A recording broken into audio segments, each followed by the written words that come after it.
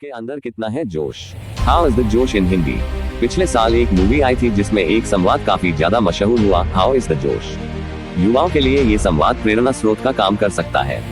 काम में नियमित रूप से जुड़े रहने के लिए आंतरिक उत्साह और उल्लास की बहुत आवश्यकता होती है। सवाल यह है कि आखिर ये जोश आता कहाँ से है? कुछ लोग दिन भर जोश और उसी एनर्जी के साथ काम कैसे करते हैं, वहीं कुछ लोग थोड़ा सा काम करके परेशान हो जाते हैं।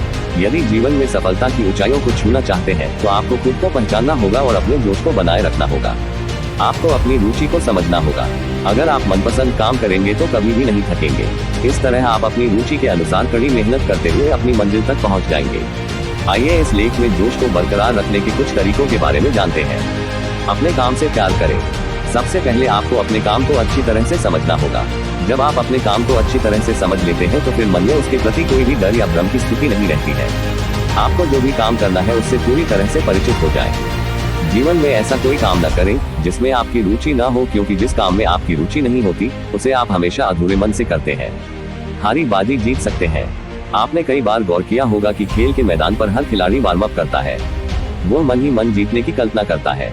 अगर आप जीवन में सफलता प्राप्त करना चाहते हैं तो जीत के बारे में सोचना शुरू करें।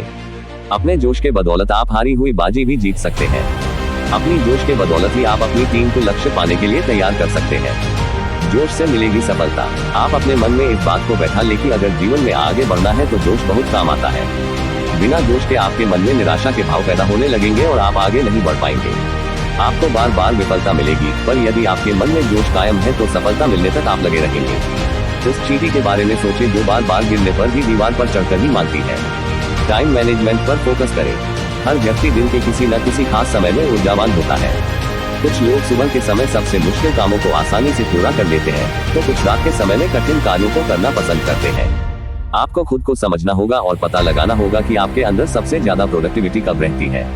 उस समय आपको सबसे ज्यादा क्रिएटिव काम करने चाहिए। बाकी समय आपको अपने रूटीन पर काम करने चाहिए। आपको पूरे दिन की प्लानिंग कर लेनी चाहिए। आपके पास हमेशा टू डू लिस्ट होनी चाहिए। इससे आपका समय भी खराब नहीं होता है।